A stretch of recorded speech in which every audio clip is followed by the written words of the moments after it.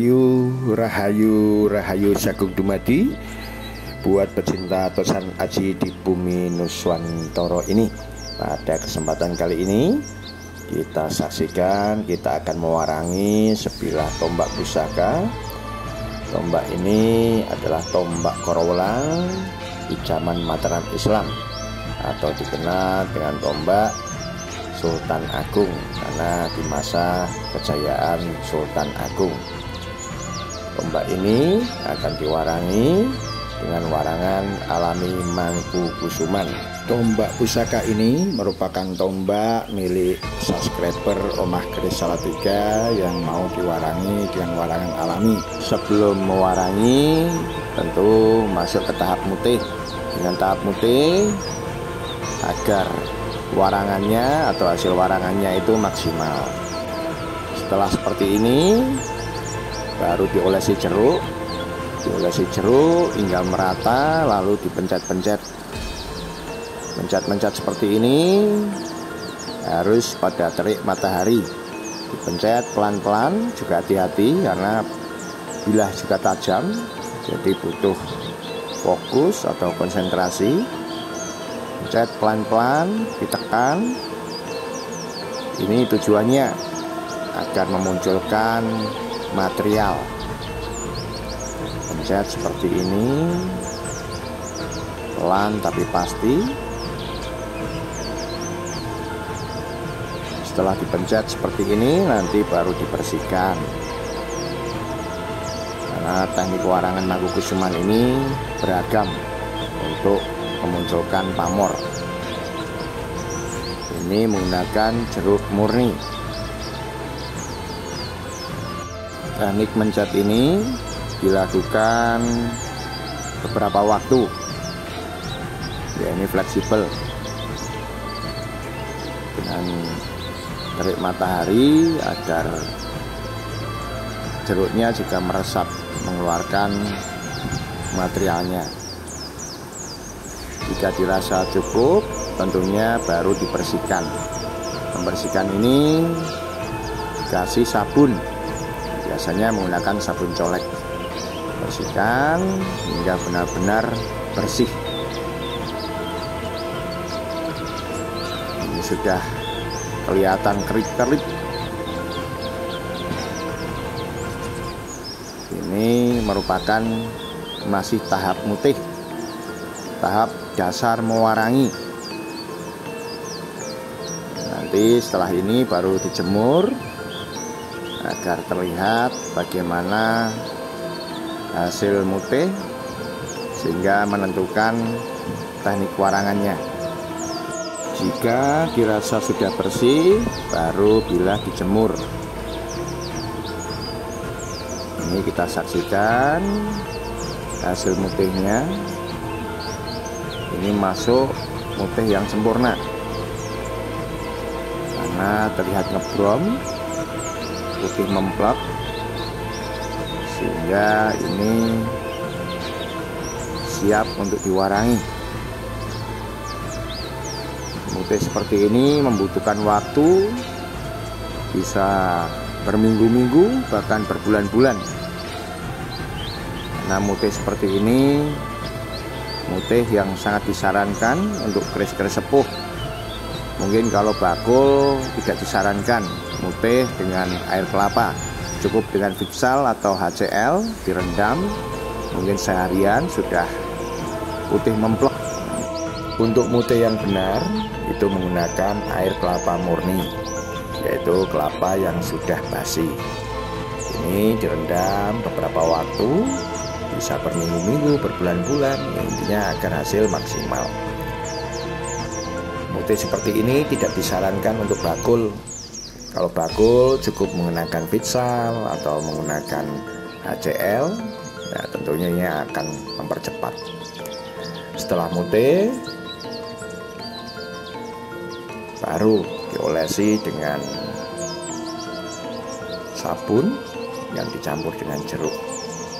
Diolesi seperti ini, bersihkan, disikat-sikat agar bilah juga benar-benar bersih.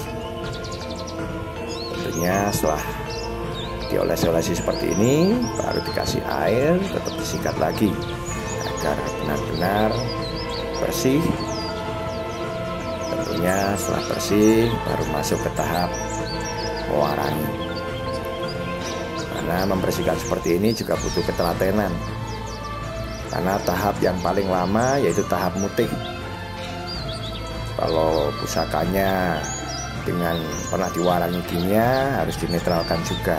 Jadi kembali ke alami ini satu hal yang sebenarnya ini membutuhkan waktu, sehingga biayanya mungkin lebih mahal daripada warangan kimia karena penanganannya ini cukup lama. Seperti itu. Kalau warangan yang sekarang atau warangan kimia, mutihnya dengan Vitsal atau HCL, baru dicelup warangan kimia, sehari saja sudah selesai, sudah kelar. Nah, ini hasil mutihnya, kita saksikan. Mutih yang siap diwarangi, yaitu mutih maksimal. Seperti ini sudah terlihat karakter bilahnya ini seperti ini. Ini merupakan pusaka yaitu Kiai Korowelang.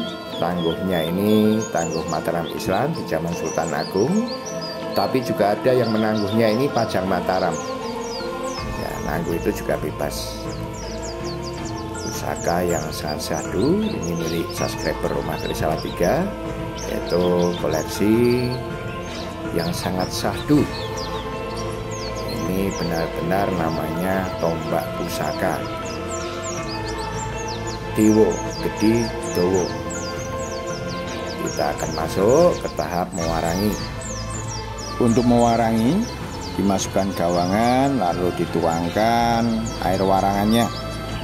Ini merupakan air warangan dari hasil perasan jeruk murni dicampur dengan bubuk yaitu atau serbuk, yaitu dari batu warangan gunung atau dikenal dengan warangan pasar. Dituang cukupnya agar bilah terendam. Setelah itu baru digoyang-goyang ke kanan ke kiri, maju mundur. Ini fleksibel, intinya tujuan agar bilah mengeluarkan karakter materialnya, juga akan mengeluarkan pamornya. Terkait warangan Mangkukusuman, banyak teman-teman yang bertanya, bahkan mau memahari atau membeli bibit warangannya. Sekali lagi, warangan Mangkukusuman tidak ada bibit. Ini merupakan campuran dari air jeruk nipis yang diperas dan batu warangan pasar atau warangan gunung. Warangan pasar yang digunakan itu berupa batu warangan yang berwarna hitam kemerahan, karena batu itu yang bagus untuk warangan, dan kadar arsennya atau racunnya juga rendah. Air jeruk yang dicampur dengan batu warangan ini makin lama juga makin pekat.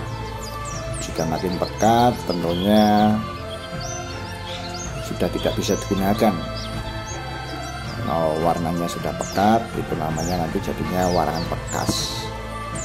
Untuk disetel mungkin harus ditambah jeruk yang banyak, tetapi itu justru merugikan, karena lebih baik membuat warangan yang baru. Jadi warangan Mangkukusuman tidak ada bibit atau babonnya. Nanti kalau menjual nanti dianggap warangan bekas, karena teman-teman juga sering membeli ternyata yang dibeli warangan bekas. Warangan bekas mungkin digunakan sekali dua kali bisa, seterusnya nggak bisa. Nah, itu terkait warangan. Ini digoyang-goyang sudah terlihat materialnya ini. Pamornya juga sudah terlihat. Tombak Korowelang. Tangguhnya tangguh Mataram Sultan Agung, bisa juga Pajang Mataram. Pusaka milik subscriber Rumah Keris Salatiga yang mau diwarangi dengan warangan alami Mangkukusuman. Ini tombak dewa yang gede dewa, sangat sakti sekali. Pamornya ini termasuk pamor Sodo Saler. Nah, setelah itu dipencet-pencet seperti ini agar ada warangannya juga meresap. Pencet-pencet pelan-pelan karena bilah juga tajam. Dipencet-pencet seperti ini, intinya juga fleksibel. Berapa kalinya, intinya bisa 21 kali. Nah, semakin lama dipencet juga semakin bagus. Setelah dirasa cukup, pencet-pencetnya mari dimasukkan ke gawangan lagi. Dari gawangan nanti diambil, dipencet-pencet lagi, dibersihkan dengan sabun. Nah, seperti itu kalau mewarangi. Hal itu dilakukan berapa kali tergantung bilahnya. Dalam mewarangi warangan alami ada kekurangannya yaitu tergantung dengan sinar matahari. Jadi harus dilakukan dalam kondisi matahari ini muncul atau kondisi panas. Jika tidak, nanti hasilnya kurang maksimal. Berbeda dengan warangan kimia, tidak tergantung cuaca. Celup, tunggu sebentar, tiris, menginginkan jadi. Membutuhkan waktu yang hitungan jam. 1 jam saja sudah selesai dari mute sampai mewarangi. Mutenya menggunakan piksel atau HCl, lalu direndam, jadi warangan Mangkukusuman. Setelah selesai dibersihkan dengan sabun. Nah, seperti ini mungkin kalau teman-teman yang baru pemula ya habis diwarangi dibersihkan dengan sabun, nanti warangannya hilang. Nah, di sini inilah kesaduannya. Karena bila yang sudah meresap bersihkan dengan sabun. Nah, dengan hal itu nanti akan memunculkan karakter material jika pamornya. Hal itu makin lama tentunya makin bagus. Ini satunya warangan alami Mangkukusuman. Bersihkan dengan sabun. Harus benar-benar bersih, mikatnya juga harus benar-benar bersih. Dengan hal itu tidak ada noda-noda yang menempel. Setelah benar-benar bersih, nanti baru dijemur. Jika dirasa kurang ya masuk ke gawangan lagi, diwarangi lagi. Jadi seperti itu. Terkait warangan Mangkukusuman, memang terkait biayanya mungkin lebih mahal daripada warangan secara kimia. Karena warangan alami atau secara tradisional itu membutuhkan waktu, tenaga, dan tentunya terkait biaya juga lebih mahal. Itu hal yang lumrah. Karena segala sesuatunya itu dari hasilnya. Karena warangan alami ini jika mengikuti secara instruksi yang benar, sekali mewarangi bisa seumur hidup. Seperti itu. Beda dengan warangan kimia, ngebior di awal, makin lama bilah makin rusak. Silakan buktikan kalau tidak percaya. Jika warangan alami, makin hari justru makin bagus. Karena penanganannya memang cukup memakan waktu, tenaga, tapi hasil juga tentu luar biasa. Ini satunya warangan alami. Warangan alami atau warangan tradisional dengan tradisi keraton ini diperkenalkan karena apa? Keprihatinan. Banyak pusaka-pusaka yang secara ekstrim justru dirawat agar terlihat pamornya bagus, justru bukannya bikin awet, justru bikin rusak. Yang katanya generasi pecinta pusaka, tokosan aji, justru generasi perusak. Karena ini juga faktor terkait masalah tangguh butuh, itu hal yang lumrah. Intinya pusaka yang diwarnai dengan secara alami tentunya diharapkan bila jika awet bisa dinikmati generasi yang akan datang. Monggo teman-teman pecinta tosan aji yang mau silaturahmi, kita bisa sinau bareng, ngobrol hal terkait pusaka. Kita bisa tukar kawruh, kita juga bisa nanting pusaka. Tentunya semua ini juga harus disesuaikan dengan jadwal saya, karena kegiatan saya sehari-hari terkait pusaka ini sebenarnya hanya urusan hobi sebenarnya, bukan profesi. Senin sampai Jumat saya kerja. Jika silaturahmi di hari Senin sampai Jumat di malam hari, saya free di hari Sabtu dan Minggu. Tentunya informasi ini juga saya sampaikan pada teman-teman yang mau silaturahmi agar tidak kecewa, karena waktu kerja ya saya kerja, tidak mungkin saya bisa menemui tamu seperti itu.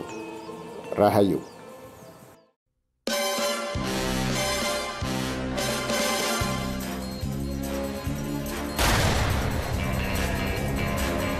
Omah Kris Salatiga. Informasi bisa Google ketik Omah Kris Salatiga, ada kontak, ada alamat atau petunjuknya.